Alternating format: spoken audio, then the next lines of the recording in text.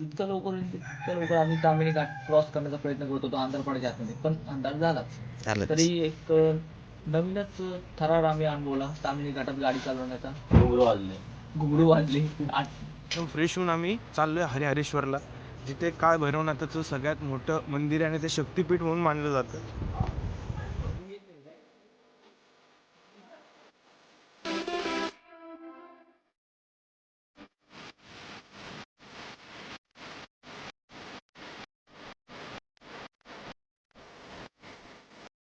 Good morning दोस्तों, दिस is very next day. अभी आ चुके हैं दिव्यागर को.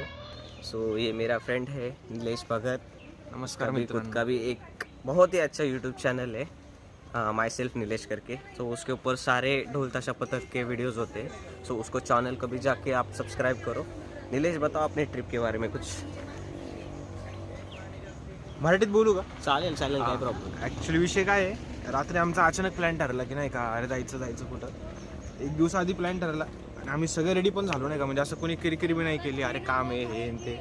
सगळे रेडी झाले आणि आमचे आत्तापर्यंतचे सगळे प्लॅन असेच झालेत. अचानक प्लॅन करून कधीच ना कुठलीच गोष्ट झालेली नाही आहे. आणि आत्ता आम्ही रात्री निघालो, रात्री 10:30पर्यंत पोचलो. रात्री मजा केली, जेवण केलं, झोपलो आणि आता एकदम फ्रेश होऊन आम्ही चाललो आहे हरिहरेश्वरला, जिथे काळ भैरवनाथाचं सगळ्यात मोठं मंदिर आहे आणि ते शक्तिपीठ म्हणून मानलं जातं. तर नक्की या व्हिडिओमध्ये तुम्ही हरिहरेश्वरचं मंदिर नक्की पहा. बस चला आता भेटूया डायरेक्ट बीचवर. सो हरिहरेश्वर के बीच के ऊपर जाने से पहले हम दिव्यागर का बीच एक्सप्लोर करना चाहते थे. एक्चुअली हम यहाँ पहले भी आ चुके थे, बट ट्रैवल की वजह से बहुत लोग थक गए थे, तो ज़्यादा लोग लेट उठे थे. सो हमने सोचा तब तक हम बीच के ऊपर जाकर आते हैं. आपको लग रहा होगा कि बीच पे कुछ ज़्यादा क्राउड नहीं है, बट एक्चुअली ये बीच इतना बड़ा है ना, तो उसके ऊपर आपको क्राउड ज़्यादा दिखाई देने वाला नहीं है. एक्चुअली में है, बट वो दिखाई देने वाला नहीं है. मेरी तो बहुत ज़्यादा इच्छा थी कि बीच के ऊपर मेरी बाइक लेके आऊँ, बट बहुत सारे बीच पर बाइक लेके आना बैंड है, मतलब मना है. फिर भी कोई बाइक लेके आता है, मगर उनको अगर किसी ने पकड़ा तो उन्हें फाइन भरना पड़ता है.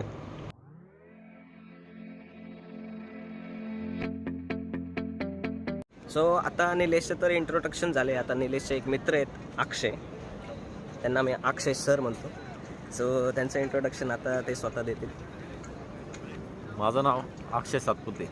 इंटरव्ह्यू नाही देते म्हणजे त्यांना अजून काय द्यायचं? अक्षय सर, अक्षय शिंदे पण आहेत. काय सांगायचं अजून? काय कसं सांगा, असं कसं वाटलं दिव्यागर येऊन वगैरे? मस्त आलं. सेकंड टाइम आलो यांच्याबरोबर. कशी झाली? एकदम मस्त. प्लॅन कधी केला आपण? प्लॅन आपण 2-3 दिवस आधी केला होता आणि आपलं असं अचानकच ठरतं. पण अचानक ठरलेले प्लॅनच चांगले होतात. Edit cut. अक्षय शिंदे पळू नका. अक्षय शिंदे. सो अपने सब बंदे अभी ऑलमोस्ट उठ चुके थे. सो हम वापस हमारे रूम की तरफ जा रहे हैं, और कुछ ऐसा हमारा पार्किंग था. रूम भी बहुत बेसिक सी है, बट बहुत ही अच्छी रूम है गाइस. और अभी हम जा रहे हैं ब्रेकफास्ट के लिए.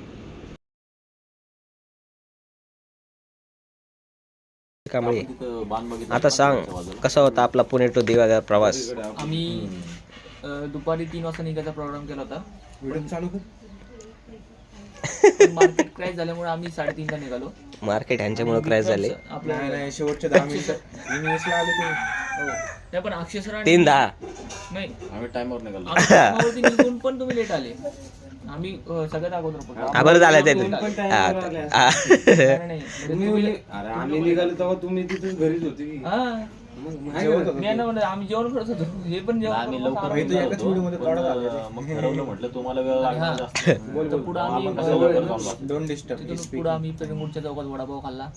आणि जितकं लवकर होईल तितकं लवकर आम्ही तामिनी घाट क्रॉस करण्याचा प्रयत्न करत होतो अंधारपडायच्या आतमध्ये, पण अंधार झालाच.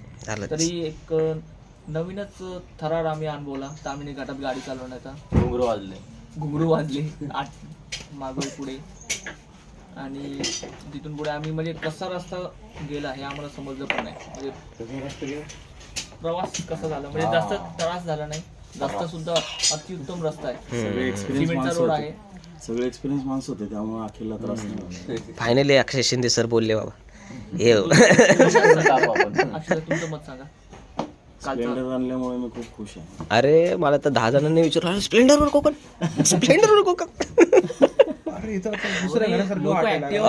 म्हणजे आलो स्प्लेंडरवर आलो आणि नाही का डायरेक्ट कोकणात.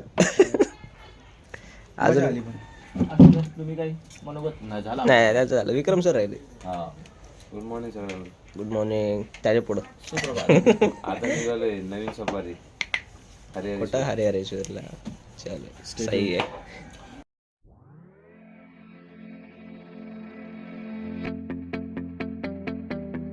सुबह का ब्रेकफास्ट करके हम निकल पड़े हरिहरेश्वर की तरफ. हरिहरेश्वर को बहुत ही फेमस काल भैरव का मंदिर है, पर उसके पहले श्री सोमजा देवी का मंदिर है, वहाँ पर जाने वाले हैं. I see the light inside you, brighter than the skies. Hold on, just let us escape and fly. Diveagar से हरिहरेश्वर को जाने को जो रोड है वो समुद्र की साइड से है, बट ये रोड की कंडीशन बहुत ख़राब है, बट यहीं से आपको जाना पड़ेगा. दिव्यागर टू हरिहरेश्वर का डिस्टेंस कुछ तो 38 to 40 किलोमीटर्स का है, बट इसके अंदर का जो रोड है वो ऑलमोस्ट आपको 1.5 घंटा लगेगा उस रोड पे गाड़ी चलाने के लिए. इतना गंदा रोड है वो. सोमजाई माता मंदिर आणि हरिहरेश्वर जे करतात का त्यांना काशी गेले चुकवणे लागतं. म्हणून थांबले. एवढं लांब आलो आपण तर 5 मिनिटं थांबून जाऊ.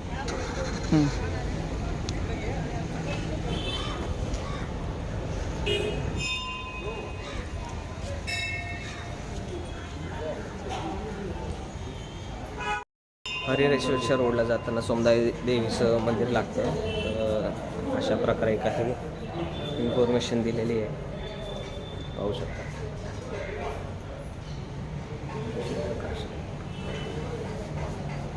खूपच असं जुनं काम आहे मंदिराचं.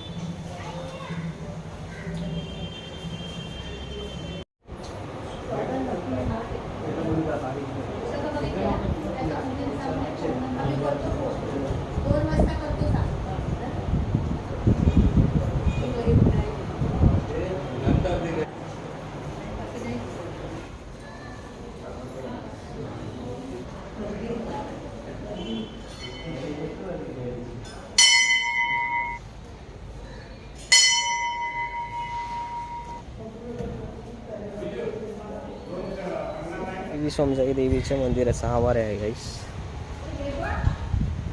तुळस, गणपती.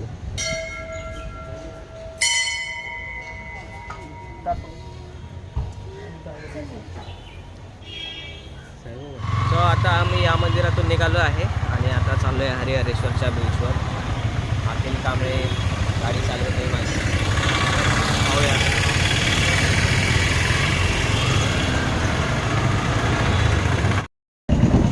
सामने वाली बुलेट जो आप देख रहे हो वो डीजल इंजन बुलेट है गाइस.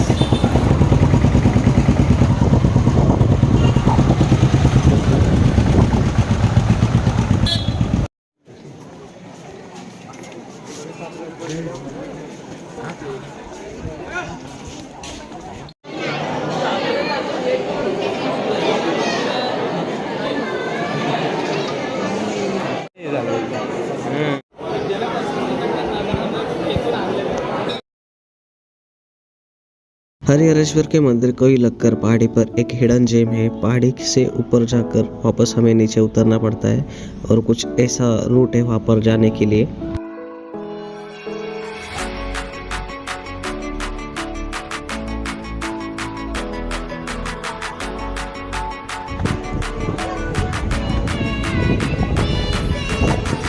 वाह, काय म्हणतात ते?